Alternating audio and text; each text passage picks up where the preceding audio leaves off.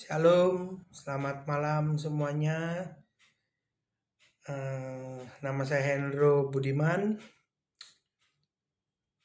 Hari ini saya mau menyaksikan suatu kebesaran Tuhan Yesus buat keluarga saya, terutama buat si Papa, di mana tanggal 13 bulan 4 2021 kemarin, tepatnya dari Selasa, si Papa itu masuk rumah sakit karena napasnya sesak ya. Masuk bawa ke rumah sakit, saya anterin, lalu kemudian begitu sampai di rumah sakit dicek semua ininya, detak jantungnya itu 57, detak jantungnya itu 57. Nah, sesuai SOP dari rumah sakit kan harus di swab ya teman-teman ya.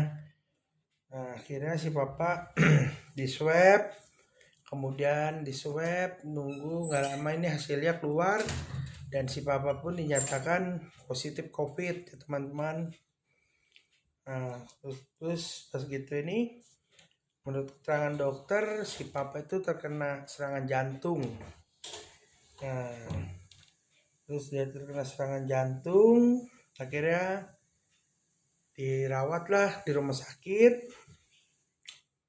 Nah, sesuai SOP di rumah sakit, kan kalau yang kena COVID diisolasi. Nah, masuklah ke ruang isolasi. Namun kondisi si Papa itu drop. Dia napasnya udah susah. Akhirnya masuklah ke ruangan ICU. Dia ruangan ICU, dia koma. Selama 3 hari itu dia tidak sadar ya teman-teman ya. Dia tidak sadar di rumah sakit tuh, napasnya udah enggak ini, udah susah. Terus lalu si Papa itu kan dia nggak sadar, koma. Soalnya si Papa gini, ada sakit diabetes ya kan, terus paru-paru, kolesterol, terus serangan jantung juga.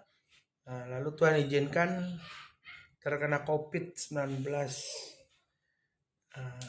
Lalu Tuhan izinkan kena COVID-19.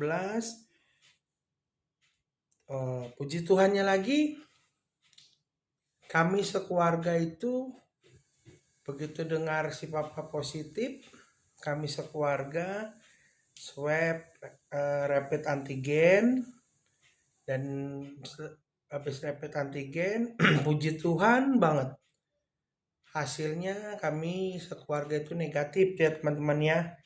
Nah, boleh dibilang kan kalau ininya satu orang COVID bisa satu rumah, bisa semuanya gitu kan kena COVID. Nah, itulah kalau itu buat yang di luar Tuhan ya teman-teman ya. Tapi kalau kita di dalam Tuhan, kita berharap dengan Tuhan, berdoa sungguh-sungguh, percaya kuasa Tuhan pasti bekerja gitu. Dan kami semua itu begitu rapid keluar hasilnya negatif ya teman-teman ya. Nah, terus si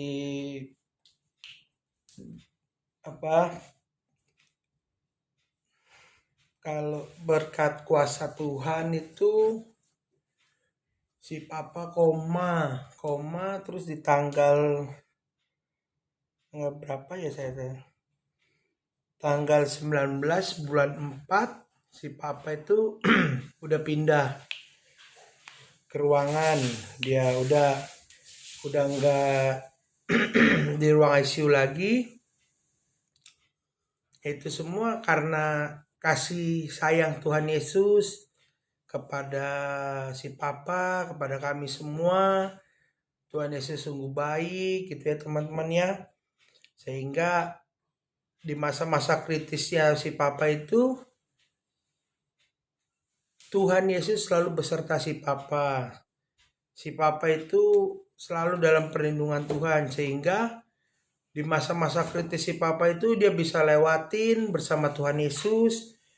Nah, sehingga dia bisa melewati itu semua itu kan. Nah, di tanggal 19 itu bulan 19 bulan 4 si papa pindah ruangan, tapi tetap ya teman-teman ya di ruang isolasi karena kan masih COVID gitu kan. Tapi udah pindah nggak di ruang ICU lagi. Dia itu semua itu berkat pertolongan Tuhan Yesus kepada si papa gitu kan teman-teman ya. Sehingga si papa bisa kuat, bisa sanggup untuk melewati masa-masa kritisnya itu. Itu ya tahu sendiri ya teman-teman ya, kalau orang udah ada penyakit bawaan, udah ada usia, kemudian masuk COVID itu kan, kalau bukan karena pertolongan Tuhan Yesus, kalau bukan karena kasih sayangnya Tuhan Yesus, itu semua pasti meninggal gitu ya teman-teman ya. Tapi puji Tuhannya, Tuhan Yesus sangat baik, Tuhan Yesus sayang pada kami semua, khususnya buat si papa, sehingga Tuhan gak izinkan itu semua. Mungkin di balik ini semua Tuhan Yesus ada suatu apa buat si papa, entah apa kita nggak tahu karena itu masih rahasia Tuhan. Tapi yang jelas yang kita ini, si papa itu dia sanggup melewati itu semua gitu ya teman-teman ya. Nah, tepatnya terus di tanggal 28 bulan 4 2021 si papa udah pindah lagi tuh teman-teman ke ruangan biasa. Soalnya kan hasilnya dia udah di swab sampai 4 kali, hasilnya udah negatif negatif negatif. Lalu di tanggal 28 itu beliau keluar pindah di ruangan yang bisa dijenguk dan bisa dibesuk, ditungguin itulah. Ya teman-teman ya. Nah, puji Tuhan, tepatnya di tanggal 6 bulan 5 2021 si papa sudah pulang dari rumah sakit teman-teman. Sudah pulang ya, udah sehat lah gitu ya, puji Tuhan teman-teman. Itu si papa udah sehat. Dia udah sembuh lah gitu. Dan juga selama di rumah sakit dia punya gula darahnya itu cuman 100, paling tinggi 200 lah. Biasanya sebelum sakit kemarin itu si papa itu kalau diabetesnya itu bisa 400, 500 gitu teman-teman ya.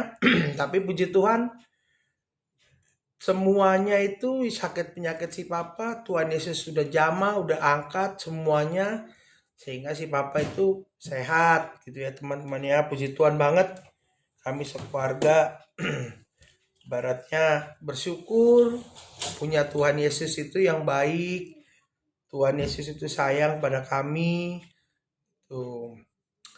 Jadi poinnya teman-teman, kalau misalkan apapun pergumulan, persoalan yang teman-teman hadapi saat ini, yakin dan percayalah bahwa kuasa Tuhan Yesus itu terus bekerja. Tuhan Yesus itu sanggup untuk mengobati, menyembuhkan apapun persoalan, sakit penyakit apapun yang saudara atau teman-teman semua rasakan.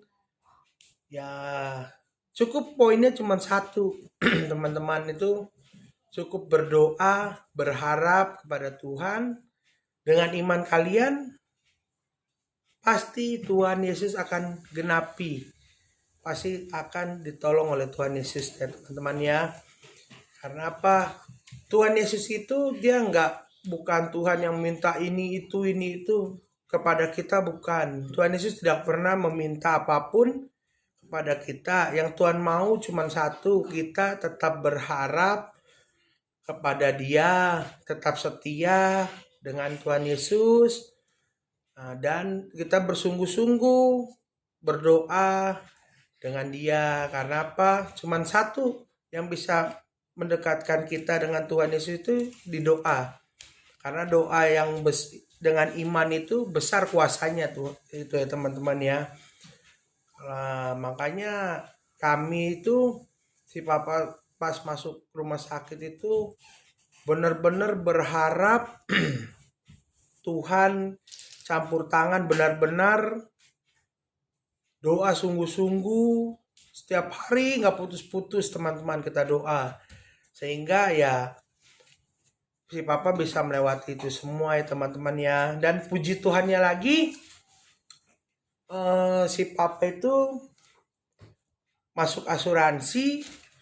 Nah itu totalnya semua sekitar 326 juta lebih. Dia puji Tuhan lagi di sama asuransi prudensial ya teman-teman, semua di cover. Coba bayangin ya teman-teman ya, kalau di masa-masa pandemi sekarang ini, kalau misalkan kalian itu tidak ada asuransi, sampai keluar duit 326 juta sekian gitu. Bagaimana gitu ya teman-teman ya. Bisa dibayangkan kan, cuma duit 300 juta lebih itu cuman buat kasih ke rumah sakit gitu loh.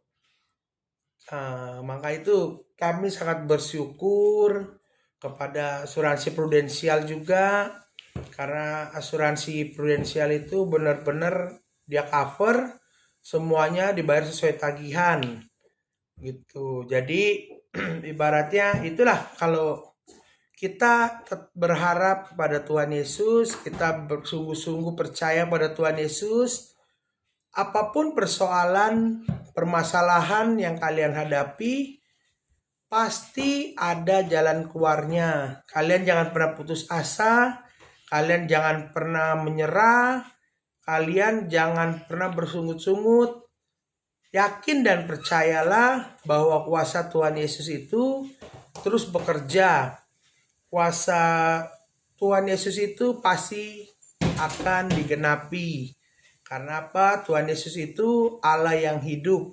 Tuhan Yesus itu Allah yang nyata teman-teman. Karena itu sudah kami alami sendiri.